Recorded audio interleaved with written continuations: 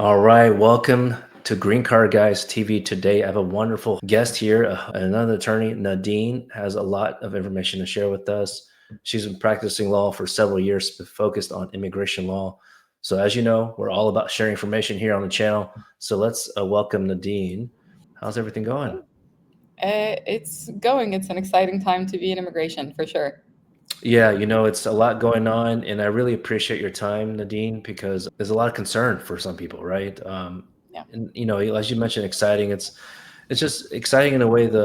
We get to use our legal knowledge and acumen, right, to find ways for people to get out of a jam. One of the questions I've been meaning to ask you: what is a common concern or trend? I know you have several Egyptian clients. Have you seen a trend because just geographically they have to take on a lot more cases? Yes. Right now, there's a huge backlog even for immediate relatives, so like spouses or parents of U.S. citizens. For when a case gets to the consular stage, your wait time is typically under a year. So you submit everything to the NVC and you wait for an interview at the consulate. But now, due to regional tensions and issues that happen in the region, there's a huge backlog in Cairo or countries where like the US embassy hasn't pulled their people out yet. So in Egypt specifically, there's a big backlog. Secondly, there's also a higher rate of denial these days for visit visas and student visas. And that is just due to the fact that there's visa overstays in the US from people from Egypt in larger quantities. And so they try to stop that at the consular level. Dean, thanks for sharing that. Are you when you have clients that are delayed at the post, Department of State post, is it more that it's unusual, right? I guess you can say because of what you said. Like you said, people from other countries are having interviews in Cairo. So how long is there like people ask me, and I'm sure they ask you, like, what's the average timing you see from maybe like documentary complete to the interview? So I've had at least three cases right now from the date where it says documentary completed until the date where they're getting an interview. Right now, it's been over 2 years wait for these people.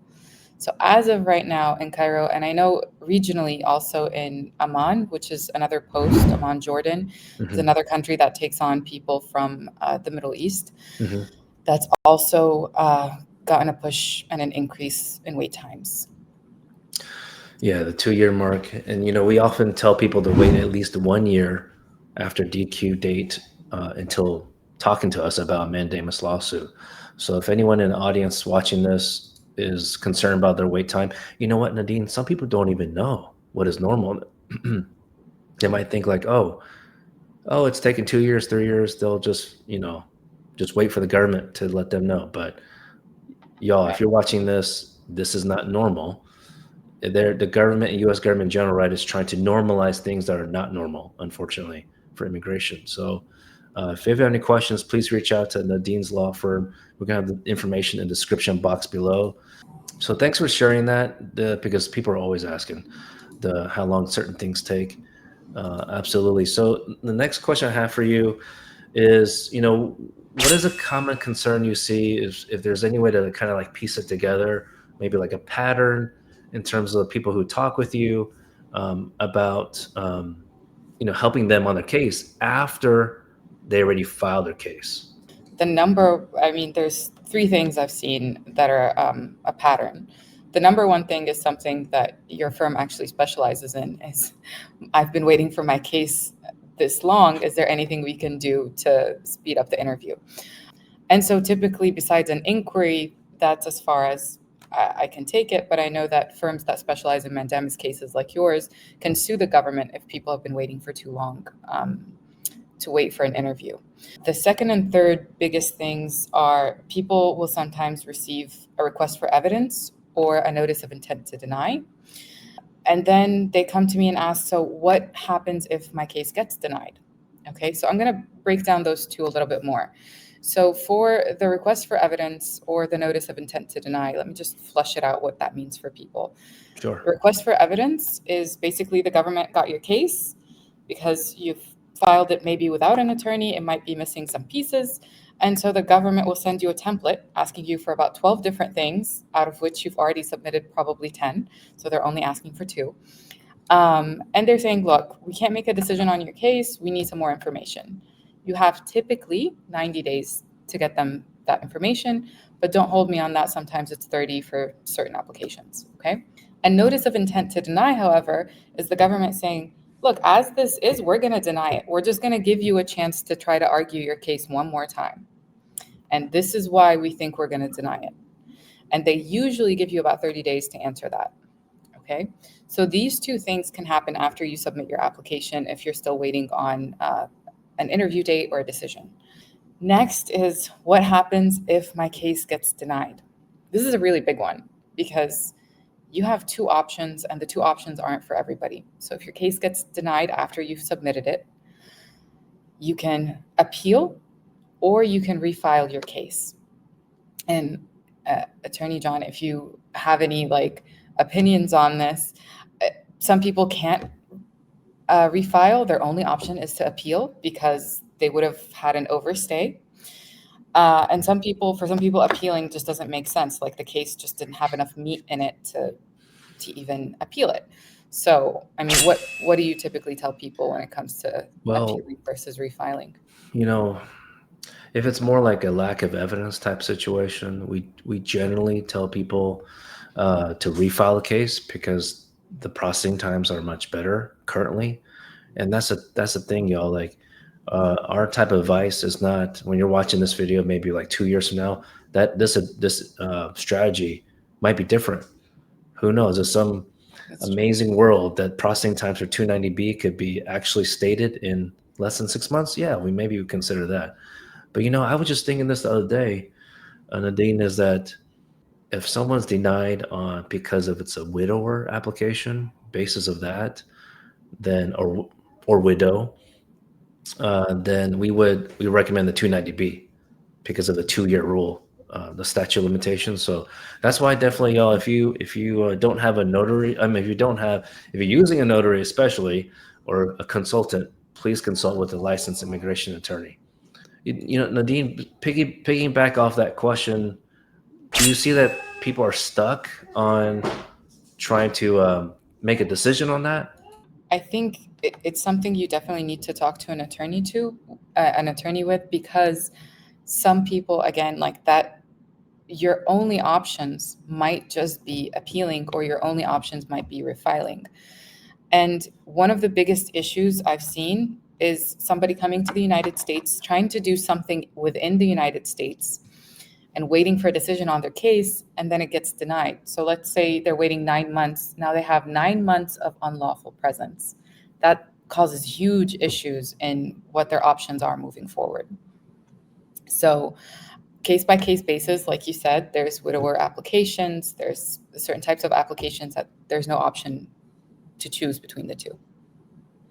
Yeah, it's not as easy a decision that maybe people think, but the important thing, y'all, is that if you're watching this video now and you're coming up on this situation, definitely reach out to our law firm or Nadine's law firm. Either of us can help out. Um, I know that I remember that you were on the East Coast for a while. So, I'm in Texas, and trends could be different in other areas, but in Texas, because I know you have some roots in Texas, that there are notarios, and consultants that some of those consultants want to call themselves paralegals. Is there that kind of activity in the East Coast? Definitely. Mhm. Unfortunately, definitely. And East Coast more so anybody who's going to go to a notario, they're going there for certain types of barriers. You're going to have a language barrier, a financial barrier, or just a knowledge barrier or a cultural barrier. So when it comes to a cost barrier, that's where people go to notarios, and that is where it ends up costing them twice or 3 times as much to fix the issues that these people do. And East Coast, the cost of living and everything is a bit higher. So people are very inclined to go to these people, especially a new immigrant coming to the United States, maybe not a lot of finances. They'll go to them. They're typically members of your own community. Beware. okay? They typically speak your native language, so that's a way to gain trust. What these people will do to your future is destroy it in this country. There's no other way to say it. I've seen asylum cases, every type of case be messed up by these people, and it takes a huge damage, not just for you, but like if you have your family, your kids, messes with their future. Um, it they're not worth it.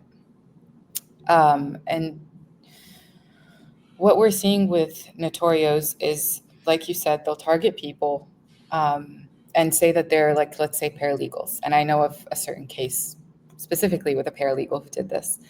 And the thing is, the paralegal ended up charging however much the attorney actually charges for these people, and messed up their case and did all these other things. And so, yeah. So be careful when you're looking for somebody to take on your case. Make sure that you see that this is a barred attorney, they're licensed. You see, because that means they're accountable for your case. If something goes wrong, you can appeal it in other ways. Make sure you're checking people's reviews. Make sure that you're checking their website, things like that. Yeah, speaking of online presence, I Googled someone's name.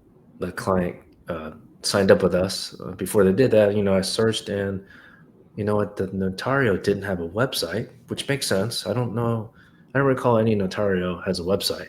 But you know what? They had an Instagram page. And so with how the logo looked and all that, it looked like a law firm. So I don't know. Maybe that's why they got duped or whatnot. But please be careful, y'all. Nadine has a great point. Please read the Google reviews, just like how you would if your Pookie Bear asked you where you want to go eat dinner later. Y'all spend 30 minutes reading those reviews. You got to do that for your professional too. Well, That's a really good analogy. that's it's pretty interesting how that works. About buyer beware. But Nadine, as I shared example, if you don't about a notario situation, so people can avoid it if they can, like the plague. Can you think of an example to share? So everyone, a hypothetical, of course. Someone had contacted us after they received some kind of notification. Actually, it was from the notario themselves that they had a court date. But when they received the information, it was the same day that the notario shared the notice. So today's up. At the time of this recording is October 6th. The hearing is October 6th, but the notario shared it on October 6th. I was like, oh my goodness. So in that situation, we had to reopen it. Fortunately, she didn't. Well, in this situation, she didn't get notice of it, right? She didn't get the mail of it, of the court hearing.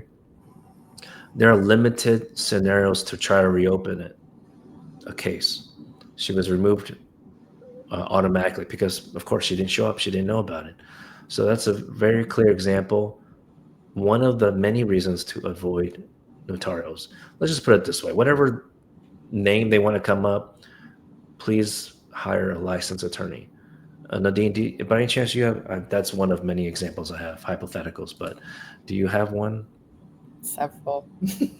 I've had many where, especially on an asylum case, one, they do sometimes frivolous asylum cases. Or if your case is actually a strong case, they don't put enough evidence in it to where the court can determine that this is frivolous just because it doesn't have enough meat to it. There are many that miss the 1 year deadline. So once you come into the United States, you have 1 year to apply for asylum. If you don't apply within a year, there are very limited exceptions, but some of them just overlook that. They don't warn the clients. They've missed court dates. They've filed under the wrong category for things, so things get delayed.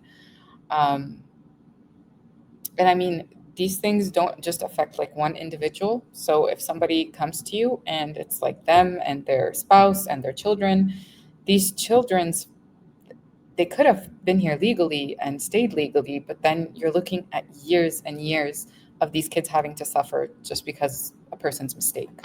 So Yeah, that's unfortunately, I pretty hear wild. horror stories like this every day. Every day. It's Yeah. ridiculous, y'all. So y'all, if you're watching this and listening, if you just get a gut feeling that something's off about your case, or like, even if it's an attorney, actually ask, schedule a meeting with your attorney. All right, it's very important. Well, Nadine, we really appreciate your wealth of knowledge. There's so much we could go over, but maybe we'll save that for next time if you don't mind joining again in the future. Yeah, thanks for having me. I'd love to. Okay. Well, of course, everyone, if you want to reach out to Nadine, the link will be down below in the description box. All right, Nadine, thanks so much, and talk to you Thank soon. you.